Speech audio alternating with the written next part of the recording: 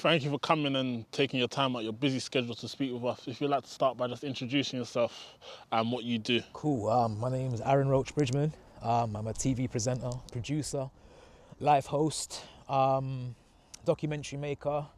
I'm also a poet as well and a behaviour specialist. All right, we're going to get straight into it. Let's take a trip down memory lane. How did you get into presenting? Okay, cool. Presenting, believe it or not, it was never a plan, you know. I didn't want to be a presenter, bro, I'll be honest with you.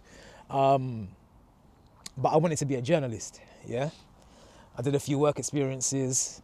I kind of realised that maybe journalism isn't as what I thought it was going to be, basically, yeah? And so I started thinking to myself, what do you like, innit? What do you love? I love music. So I said, maybe I can write about music.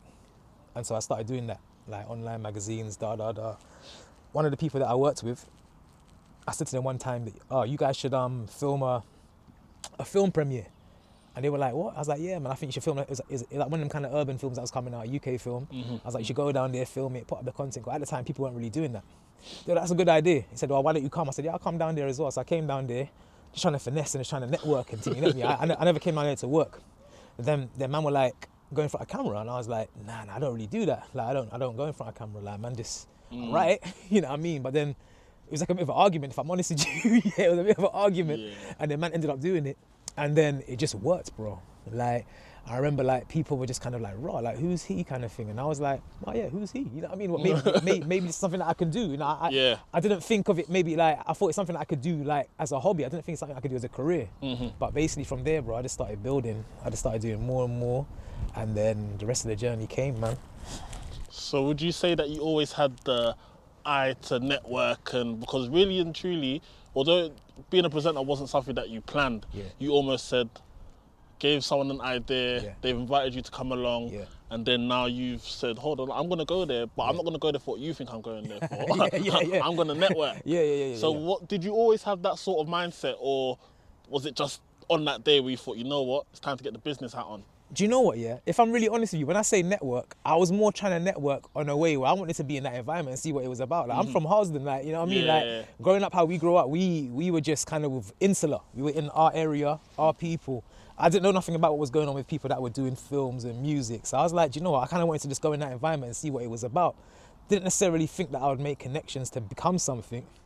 But networking is key, bro. And if I'm honest with you, it's something that I struggled with because like I said, coming from the environment that I come from, talking to new people was not something that come natural. Like I said to you, the environment that I came from, we were very much to ourselves in our area with our people. It might extend to a few more people, but then you don't, it's never a situation where you would go over to strangers and start talking to them and introducing yourself. That's not something that I ever did. And I had to learn, I needed to do that as quickly as possible, but I really struggled with that, I'm not gonna lie. And sometimes even to a certain extent, now I struggle with it as well. But now I can do it, whereas before I just felt like I had to freeze up. Because how do you go to someone and say, hey, don't know your name, but my name's Aaron, I do this. What do you do? Can you help me out? Bro, it's a hard thing to do, bro. But people that do it and do it well, they get places in this industry, bro. So we're going to quickly just you've touched upon it, the environment. Talk to us about the environment you've grown up in, your childhood, what it was like for you, and the challenges that you faced. Do you know what, yeah, even though I came from an environment that was harsh, bro, it was rough.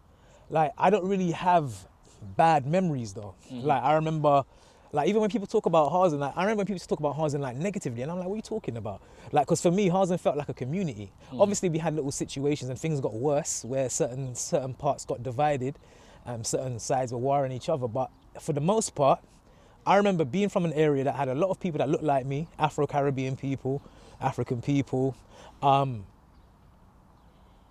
good food. Summertime, you're smelling food and parties are on every like street corner there. Obviously we had carnival. I remember there being like fun vibes. Me and my brethren kind of lived even your cousin, like me and my brethren, we all lived like in a kind of like a square. I was here, your cousin was there, my other brethren was there, and other one was there. It's like a square. So like man would just make our way and we'd link up, and I never really felt fear and scaredness when I was growing up. But I did see a lot of things and experience a lot of things that I came to realize later on in life were not normal. So for instance, when I went to university, when I would tell people like some of the stories from what I experienced in life, some people would like even start crying, bro. And I'm like, what are you crying for? But what I didn't realize is that some of the things that I had become desensitized to weren't normal. Like, I had experienced a high level of violence, a high level of criminality. I'd seen murder. I'd seen serious injuring. And so these are the things that happen. But if I'm really honest with you, bro, the things that I went through and the things that I've seen have kind of helped me to be who I am. Yeah, like it's given me a rounded understanding of the world, rather than maybe coming from a sheltered environment and not really knowing about how certain things in certain areas can be. You know what I mean? So going back to presenting now. Yeah. What challenges would you say that you faced when you started out, getting your foot in the door? Okay. Were there any challenges there? To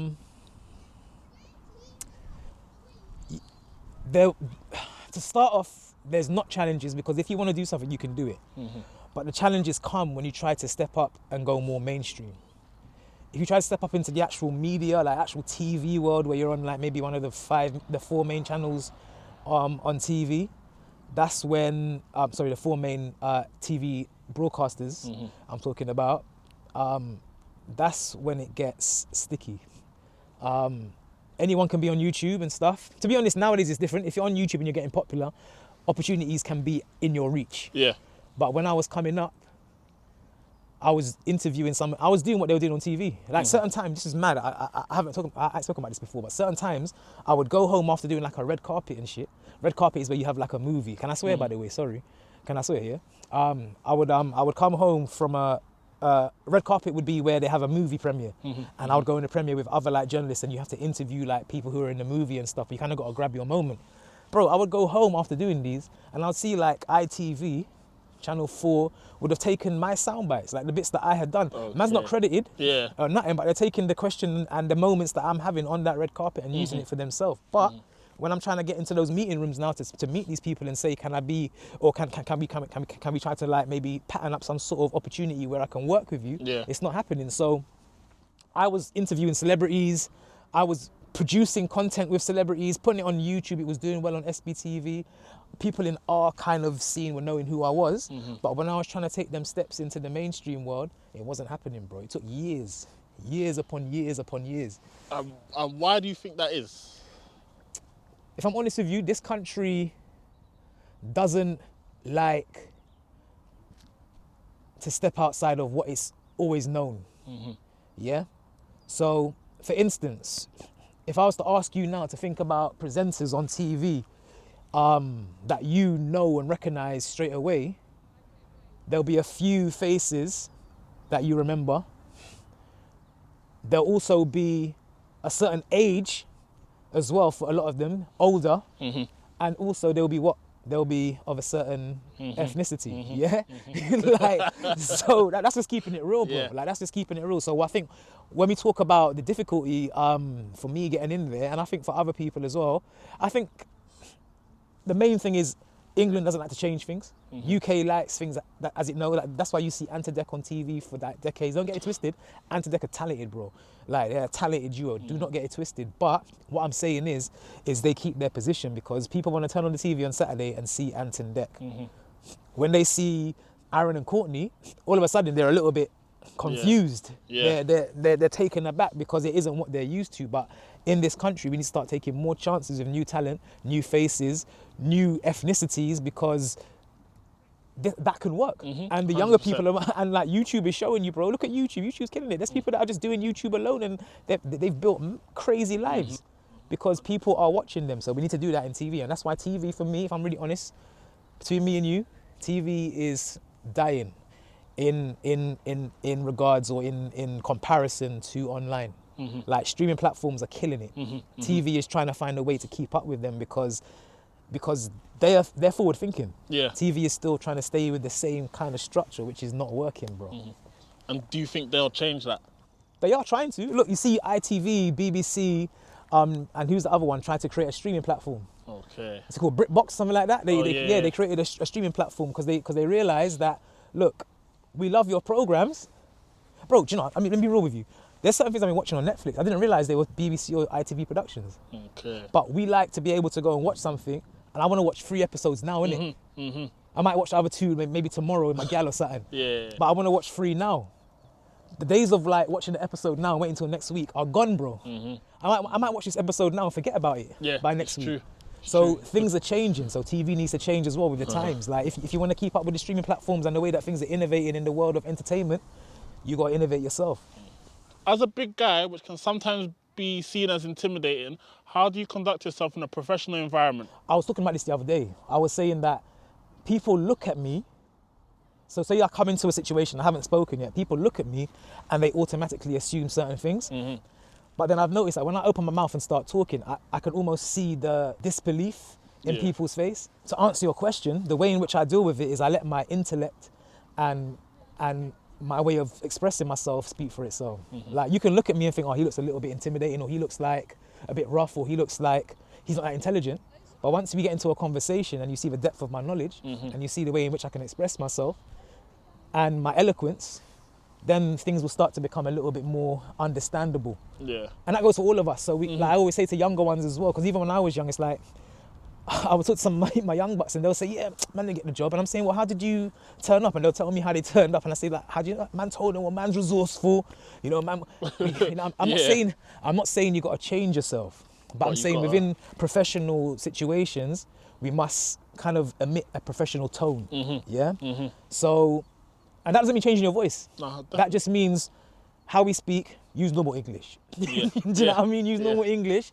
And I think sometimes when I tell people this, they think I'm trying to tell them to be a chameleon or to be, yeah, my man's real though. Yeah, you're real, but you can be real. Like I've seen people who have like made their way up in the corporate world and they're still the same person where they're from, but they just know how to speak to people when they're in the environment. Do you know what I mean? So that's something that we need to push as well, because there's so much wasted intelligence and wasted talent in the hood. You know what I mean? In the areas that we come from. And it's only being wasted because opportunity maybe hasn't come to them, or maybe because of the way in which things are being conducted hasn't really worked in their favour. So if we just learn how to adapt to our environments, you can start to make progress. I think that's key, being able to adapt to your environments and understand, for starters, the country that we're in and the sort of environment that we're in, where we have to be able to adapt. But also keeping it real within yourself. 100%. And knowing your limits. You've done documentaries for the likes of Sky, BBC, Channel 5. What's the process of getting these gigs? Okay, so when it comes to documentaries, the first thing you need to have is an idea. You need to have an idea or a subject matter that, for the most part, is interesting, but also, if you really want to get it happening and get it commission basically means when a channel gives money for it to be produced and puts it on their channel. For you to do that, what you need to have something unique. You need to tell a story. It could be an old story, but it needs to be told in a new, unique way. There needs to be a new, unique take, or there needs to be some unique information that you've got about it. Yeah, it could even be about your family. You might find out about something in your family that's really like, bro, that's a mad story. Yeah. You formulate it into a story. You talk about how the documentary will be introed, what would happen on the journey of the documentary, what the narrative will be, and how you're going to tie it up, and you make it into that's a pitch, and you will pitch that to a channel, or a platform, or a production company. At which point, hopefully, if they have faith in your idea, it will get commissioned. Now, the process is not that easy. Yeah, it sounds like an easy process, but it's not like that. You have me thinking, I might got a couple of stories that I need to get out there. What really happens is, even to be able to get to the point where you can tell them your ideas back and forth for a long time. Once you get to the idea, usually what happens to me, I've got bare ideas, is maybe I would say 95% of them, they don't like them or believe them or think they'll work. You finally get an idea that does work, you got to go through the development stage. So at this point, someone might like your idea. They say, do you know, I'm going to put you in contact with my development team. At that point, they'll develop your idea. Developing can sometimes take years, bro. You know what I mean? It can sometimes take years. At which point now, you got to a point where you've developed it well, you know exactly what you're going to do. That's when we go back to the channel and we look for the commission. And then hopefully it gets commissioned, and then you actually start doing the documentary. So, for instance, what I'm doing right now, since my last documentary for the BBC, it's been a year, bro. So this has been a year of development. The first idea that I had, which got commissioned, ended up getting decommissioned because COVID. For two reasons. One, because COVID was happening. Two, because COVID was quite a sad time. And the documentary that I wanted to do was quite hard hitting. And BBC, quite rightfully so, they felt like it wouldn't be the right time to do a show like that and put it out. People are already in their house feeling quite low. and I'm going to give them a show that will feel even lower, do you know what I mean? So it didn't make any sense. So back to the drawing board, bro. And then I started coming up with loads of ideas, and then one of them was kind of random, but it just seemed to work. And that one is the one that I'm nearly finished now. That should be coming out in June or July. Okay, so we'll be looking out for that one. Yeah. Looking out for that one. Some of your documentaries, including To Catch a Criminal, Vigilante Brits, You Match the Description, are such tough topics. How do you prepare yourself mentally? Oh, bro, this is a good question. Do you know what? Yeah, if I'm really honest, I don't think I prepared myself mentally enough. Like, I just went in head first, like really excited about covering a really interesting topic. But I think maybe by You Match the Description for BBC, I was a little bit better at knowing how to deal with the emotions that situations might bring. But Vigilante Brits, for instance, that was hard, bro, because I had to spend time with paedophile hunters and go through loads of paedophilic content and messages and visuals and conversations, hearing the conversations, and that really disturbed me. I'll be real with you, that really, really, really disturbed, man, because I had a thinking in my head before I did that show where paedophiles just have issues. There's something mentally wrong, maybe there's some sort of instability, but when I did that show, it came to show just how conniving and premeditated paedophiles can be, and also how there's no commonality. Paedophiles can look like anything, bro. They showed me all of these guys, and like, bro, some of these guys were normal, good-looking people. Yeah. You know what I mean? People that could probably approach women normally and get them, but for some reason, their preference is to try and trouble kids. So that was very hard to deal with. To Catch a Criminal, some of the stories I heard was mad. Like, there was a girl who was abducted by one guy, and he forced her to prostitute herself to multiple men a day, all week, for a duration of time, like, and that mentally scarred her. And as much as I'm not a woman, you have to be an alien, bro, not to feel the pain 100%. and the empathy for that situation. So I've learned that therapy is a real thing, having someone to talk to.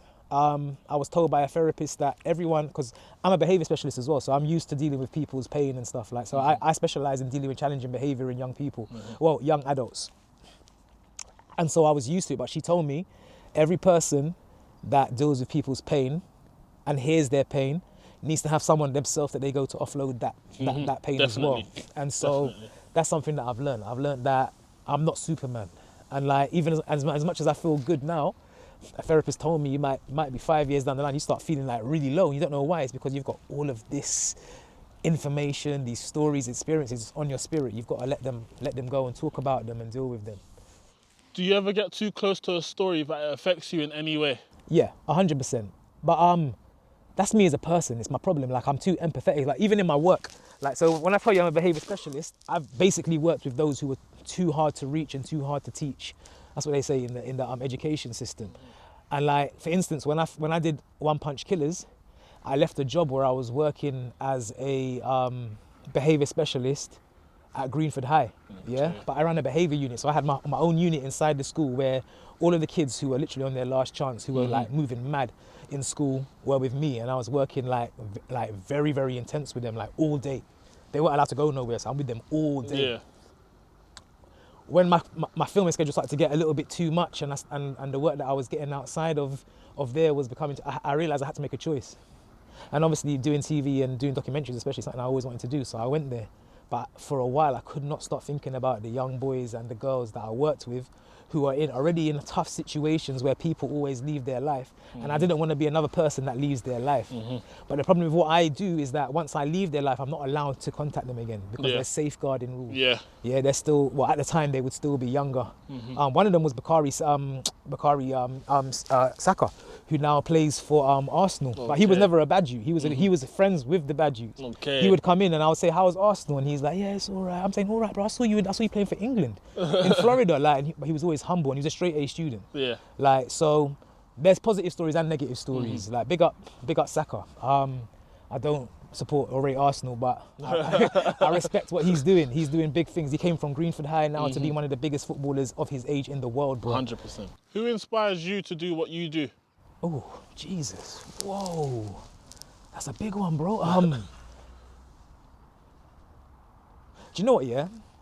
I don't think I was directly inspired, but there's some people that now that I do what I do, I think about them and remember what they did, and you know, it kind of like helps to develop myself. You know what I mean? So one of the first people that I was inspired by, I think, not professionally but just inspired in general, was probably Jamie Foxx, because Jamie Foxx is like one of the most talented individuals I think we're ever going to see in 100%. entertainment.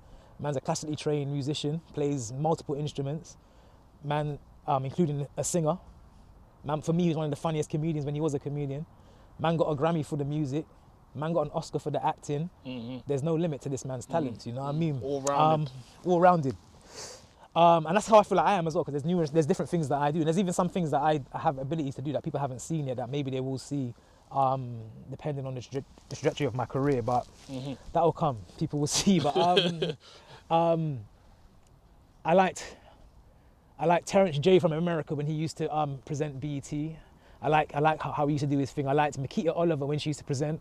I liked I think Dermot O'Leary is like one of the most naturally gifted presenters that I've ever seen. Just flawless, like seamless. Davina McCall was good. I liked her.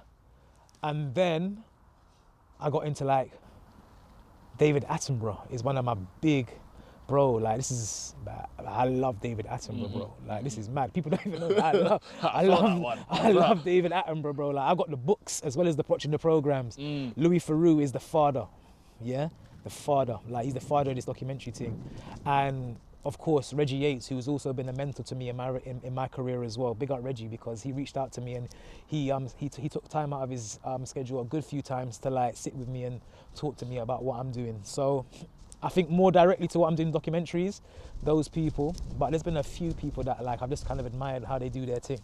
How do you manage to switch from your intense, straightforward presenting style to a more fun, energetic and light-hearted style as seen on your Sky Art show Unmuted? Yeah. That's a good question. Do you know what it is? For me, it's just like, I'll be real with you, yeah? Ask your cousin as well, yeah? You see, people that know me, when they saw the documentary stuff, they were confused. They were like, yo, who's this brother? Like, I remember even one time when I did like a little release night where I invited like loads of invited guests to come and watch my first documentary. I remember at one point I was sitting at the back with one of my bredgins and like he heard the voiceover and he was like, yo, who's the voiceover on the thing? And I'm like, bro, that's me. He's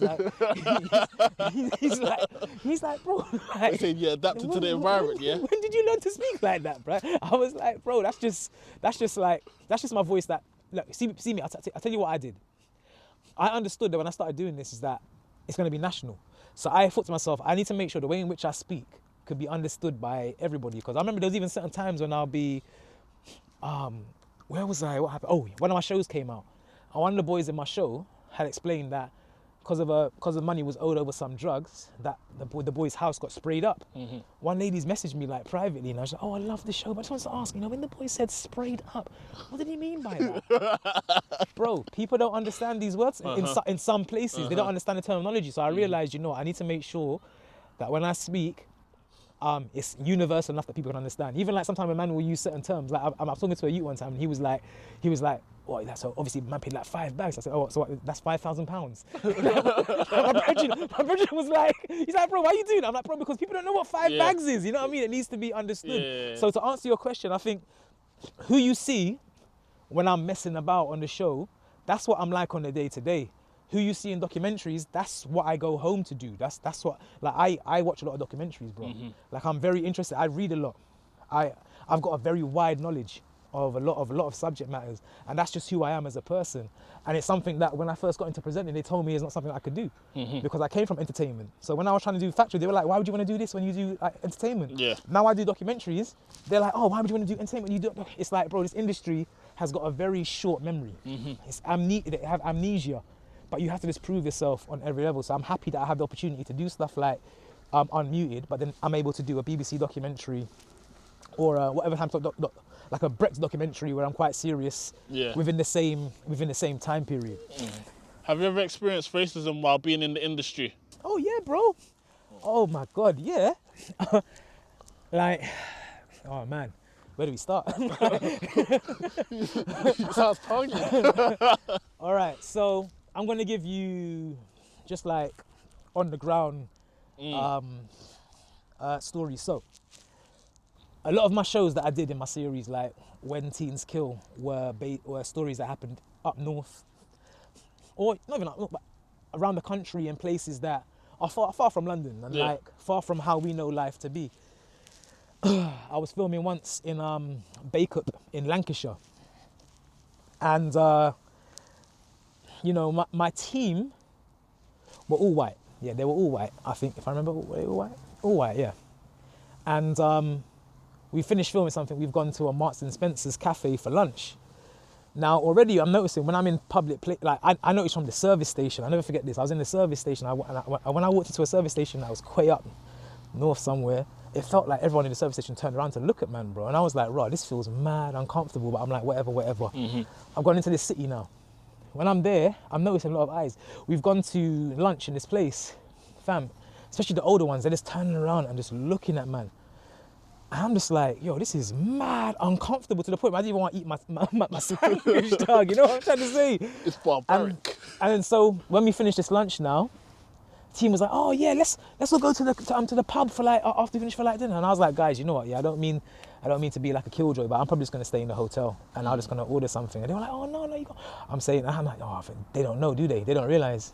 I'm like, guys, I don't know if you noticed when we were out today, like around the city, like I was getting a lot of weird looks and it made me feel very uncomfortable. They were like, oh, what, we didn't? I'm saying, no, I'm not saying to get sympathy. I'm just saying that it's something that happened, isn't it? And I think just for my own peace of mind and maybe even my own safety, I'd rather just be in the hotel, order a food and just like, you know what I mean?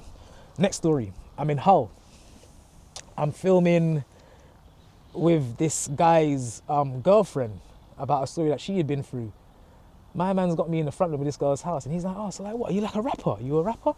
Like, you're a rapper? I'm like, no, I do. I said, what do you do? I'm like, I do this, bro. This is what I do. I'm not a rapper being put on a project. Yeah. Like, some black people actually do other things as well. You know what I mean? He's like, oh, okay, cool. Later on now, the same guy, we're in a car park now. And he's like, oh man, so what car do you drive? And I'm like, oh, why? He's like, oh, I bet I can guess. I was like, oh, what do you think it is? Like, BMW. And I'm saying, yeah, why did you think that? He's like, black man's Willie, innit? Bro, my executive producer got so angry. She's a white lady, big up, she's an ally. We have got allies out there as well. She's an ally. She was so angry, she kept apologizing. I'm saying, Steph, you don't need to apologize to me. You don't need to be angry, but these are situations that happen. It's like, it's that passive-aggressive racism, you know what I mean? Or even passive-aggressive discrimination or passive-aggressive ignorance sometimes. One thing that I realized from my travels is that sometimes it's not always racism, it's just that people are ignorant to that which they don't know or haven't experienced. And so, I'm not excusing it, it just helped me to deal with it. I realized, oh, do you know what? You might not even be a racist, you're just very ignorant. Okay, cool, you said that, I'm just gonna leave you over there and I'm gonna keep it moving rather than blowing up. But that kind of stuff happened all the time, bro. Like, and to be honest, it is what it is. Like, I remember one time I was at a production company, yeah, a massive production company, so the whole office area is massive. And I was on a swingy chair, yeah, and then I remember I'm a kid, like, I was just swinging around on the swingy chair. Bro, I swung around, yeah, looking at hundreds of people in here. There wasn't one black person, fam. Swear. I'm the only black person in the whole entire room. And then those things start to kind of rein in your mind where you're like, wow, like, we've got a long way to go. Like, I'm not saying we need to be a majority. I'm not even saying we need to be equal, but we need to be representative. Yeah. Do you know what I mean? Like, we've got a long way to go, but hopefully, we're taking steps towards there. What's the highlight of your career and why? Oh man.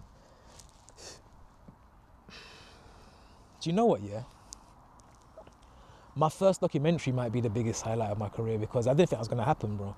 And then also, people might not know this, but my first documentary was called One Punch Killers. That was supposed to be a show that was supposed to be on 5 Star, which is the sister channel. It's a bit further down the list. When they saw the show, they bumped it up to channel 5, yeah, which is the main channel. When it came out, it was the second highest viewed show on the entire channel, apart from Celebrity Big Brother, obviously. You know what I mean? People watching that. So, and then it got loads of media and it just kind of catapulted man into a new stratosphere, bro. And so I would say that was the proudest moment because, like, I have been trying to do a doc for so long and I finally did one and it was received so well. And then I did a night where I invited people to come and watch it with me live and it was just emotional. I remember at one point, I was doing a speech after it showed, and bro, I just felt emotion. I thought I was gonna cry, blood. And then one of the man was at the back, one of my older guys at the back. Oh, Roach, you know where we're from. Don't cry. And I was like, yeah, you're right. Yeah, let me just shake off these tears are about to come, and just like, not saying that tears don't make you a man, but you know, like, I don't know, I'm not a fan of people crying on camera and stuff like that. Do you know what I mean? And so I just think, but it was just a very pride-filling moment, bro. And I think even for my parents as well, because they see me do the online stuff and meet celebrities and stuff, but they knew that, you know, the next step was there to be taken, and it was so hard to get to that stage to take the next step, and they could finally see it. And my parents didn't really believe in it when I first started doing it. My mum, like, they thought I was mad because I had a job and thing and whatever else, and they were like, why would you go in, like, Caribbean parents, innit? Why would you leave a job or money to go and chase a dream? Caribbean parents don't believe in dreams. Sorry, don't hate me, yeah, but Caribbean African parents, they don't believe in dreams. Yeah, they believe in trades, in courses that you can study that lead to jobs in that exact. You know what I mean? They believe in trades and things that are more tangible in terms of a career. They don't really believe in you having this far-fetched dream that you're trying to reach towards, because for them it doesn't make any sense. They weren't raised like that. They were raised to go and get a trade, go and get a job and work it. Yeah. Your generation, my generation, but your generation even more, you lot are dreamers and achieving those dreams. So it's now becoming a bit more tangible. When I did it, my mum thought I was going crazy. But it's nice when things start to happen where she can actually see that there was a plan and there was a execution. What would you say is the most challenging part about your job? The most challenging part of my job, all right, it's two things. The most challenging thing is making things look natural. Like, it's just, like, as a presenter, you're supposed to just make it look natural, like it's easy. But there might be like about 4 pages worth of things in your mind that you need to remember that need to be executed. Like, I don't have paper anymore. So whenever I go out to film, everything I got to talk about is in my head. Any facts, figures, it's in my head. That can sometimes be a challenge, but I enjoy it. The second thing I would say is, the hardest thing about my job is the in-between projects, bro. Like, being a freelancer, being self-employed, being a talent who has to, especially at the moment, well, I haven't got an agent at the moment. I've been doing everything that I'm doing for the last 2-3 years by myself. Yeah. So being a talent without an agent and getting jobs yourself and make sure they're regular, that can be hard, because, bro, just because you're doing a great job now that's even paying you quite well right now, you might not have another one for like 3-4 months. What do you do in that time? That's the hardest part. So you've got to try and find ways of staying busy as possible and being seen. If people don't see you, they don't remember you. 100%. So there's so many parts to this industry, and it's like, if you're not strong, bro, you can lose it. Because there's been times when I've been on my face, bro, but I have to still go out there and act like everything is hunky-dory. I might be on my face, but I've got to go and do a project where I've got to be, as you say, like, happy and whatever else. But you know that life for you at the moment is not where it needs to be. The hardest part of this career is having tunnel vision. Just knowing that even though right now you're in the dark, there is a light somewhere forward from you that you're going towards, that you're going to reach. You just don't know when it's going to be. Not everyone can do that. Some people need to have assurance. I need to know when I'm going to get there, what's going to happen. But this industry, you have to have tunnel vision. You have to know that you're heading towards stability and success, even though you can't see it at the moment. So apart from presenting, you also do spoken word. Can you tell us a bit about that as well? Spoken word came first, you know, like spoken word, like, so I'll tell you the story. So someone told me about this thing called Roots and Roots, yeah? Roots and Roots were a talent development program. There's Roots and Roots UK, there's Roots and Roots France, there's Roots and Roots Germany, Hungary, Holland, like Roots and Roots in all these countries, and they bring people together, talents together. The Roots and Roots UK, unfortunately, is not still active because this country doesn't put enough money into the arts and stuff, whereas other European countries do. But basically, I went to the audition, and I showed them everything. So I did like a monologue. I showed them, I used to spit. So I showed them lyrics. I showed them articles that I'd written, and I showed them poems that I'd wrote. So they were like, hold on, so what, you spit and you also write poetry? And I was like, yeah. They were like, well, why don't you combine them? And you spoke. I'm like, nah, I don't really like that. Because for me, at that time, I thought spoken word poetry was all like, do you see me as I walk in the room? And I was like, yo, I'm not into that. Like, that's weird. Like, that, Fire. Yeah, fire for that, you get me? And so, but they were like, no, but you can make your poetry what you want it to be. Like, you can deliver it how you want it to be. And I'm saying, do you know, that's a good idea. So they were like, yeah, think about it. And then why don't you come to, like, we did like a little show at the ITV, not on TV, but at the channel. and they made me have to write a poem and perform it in front of like bare people, bare IT professionals and shit. And I was like, raw, this is mad. But I'm always a man to stand up to a challenge. Yeah. So I did it. It went quite well. And then after that, they set me on a path, bro. They took me to Hungary. I performed in Hungary, like in front on live TV in Hungary, in front of a mad audience. Like I was like, raw. Took me to Germany, did a poetry slam, and then after that, now I started bringing my poetry over here. Imagine that my poetry career started more internationally before it actually even came home to like England. And then I started coming over here and I started doing poems, but then I started doing comedy shows. So even like Mo the comedian, he knows me from back in the day because we'd be on the same comedy shows. Richard Blackwood knows me, he'll be headlining, I'll be like, and being on the comedy show as a poet is stress because people don't want to hear no Ross Clark poet, bro. You get me? They don't want to hear no, they come here to laugh. So my poems used to be funny. So I used to do comedy poetry as well, and it was just like, and then so it was all mad. And then obviously the hosting started, presenting started, and I kind of like let poetry slip a little bit because all throughout my journey, when I'd go into meetings and tell them all the things that I do, they'd be like, yeah, but what do you do? I do all of this, and I'd be like, what do you do? So it's like they kind of made me feel like you have to choose something. Okay. So when I won the competition on Channel 4, where I became a presenter for SBTV, at that point I realised presenting is the thing that I need to focus on. And that's what I did. And I let poetry slip, but then when I did the documentaries, I said to them, look, I know it's a documentary, but I want to do a poem. So my first documentary, I did a poem. I filmed it in Harsden. I filmed it at the bottom of my road, near John Buck Estate. And my second documentary, I did a poem as well. In fact, do you know what? Yeah, one of my other documentaries, I did a poem as well. I didn't make the cut because you got a certain time period. But I remember after my second documentary, the guy that assistant directed it, he was like, all right, mate. He's up north. He's like, all right, mate. You know, I think it's time for you now to leave the poetry alone. Like in the documentaries, he's like, it's time for you to you know, show them that you're a real journalist, you're a real presenter. And I was like, okay, cool.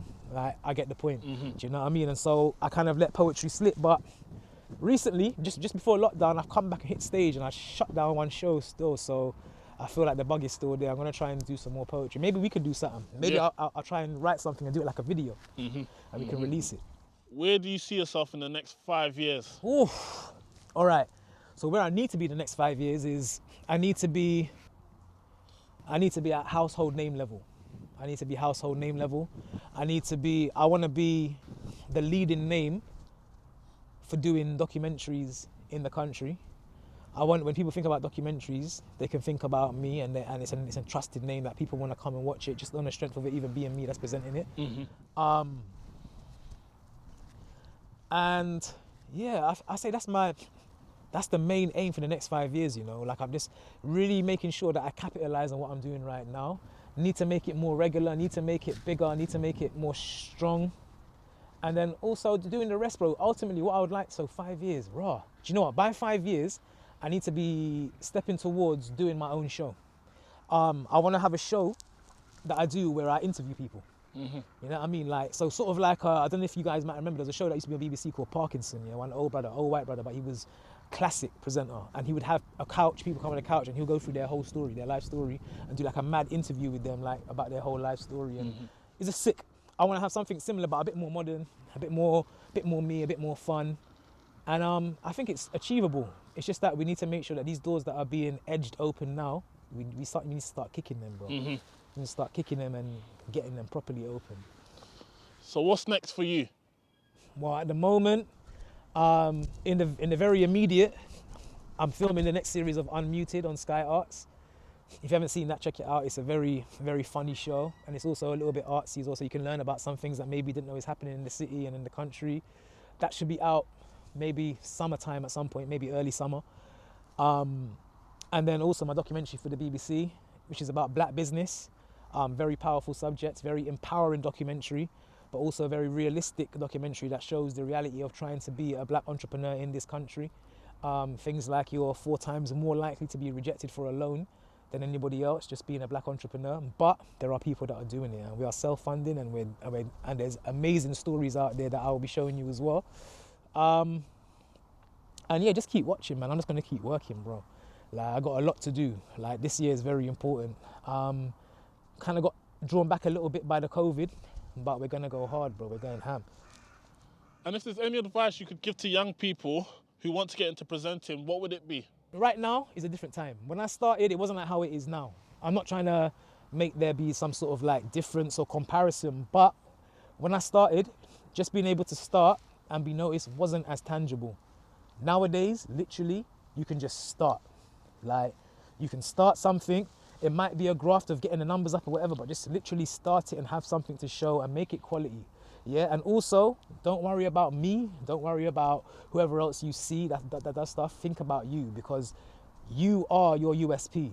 You being yourself is your USP. Like, you need to make sure that you are being yourself, because people can see when you're not being yourself. They can see when you're trying to be something that you're not.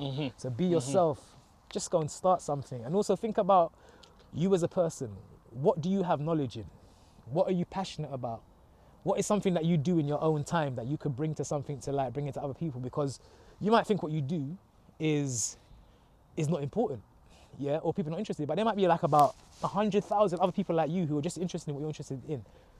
Use that thing that you have your interest or your talent or your skill in to be your part of your USP as well. Like right now, there's a girl over here that's doing a mad workout on the side of us right now. Yeah, she's in the park by herself. Yeah, is that jeans or leggings? It's leggings still. Leggings. I thought it was jeans. I was gonna say that's a mad thing, but yeah, she's doing a mad workout right now. Yeah, she might feel like she's just doing that for her own health. If she wanted to be a presenter, but somehow she incorporated what she does by herself, which she has a passion for, bro, there's about how many millions of people that are interested in fitness as well. That could be her expert knowledge. Straight away, you have your USP, you have an audience. So think about who you are as a person. Don't worry about other people. Be yourself. Just go and start it, and just go ham, man. Nothing beats hard work, bro. What they say? Hard work beats talent when talent doesn't work. Yes. You get me? Big So up Ozzy Abanji on that quote that he told me. Come on, bro. So let's work. Well, bro, it's been a pleasure having you here today. Thank you for taking your time out. Nah, man. Anytime, man. Quickly, where can the people find you on the socials? Because we have to stay watching you. We have to keep You've pushing. got to stay visible. So 100%. Aaron Roach Bridgeman on most of them. So that's like Instagram, on my Facebook verified page. A Roach Bridgeman on Twitter. Just type in Aaron Roach Bridgeman, literally my name, Aaron Roach Bridgeman, and like everything will come up on the Googles, man. Thank you, brother. Yes. Appreciate it. Love.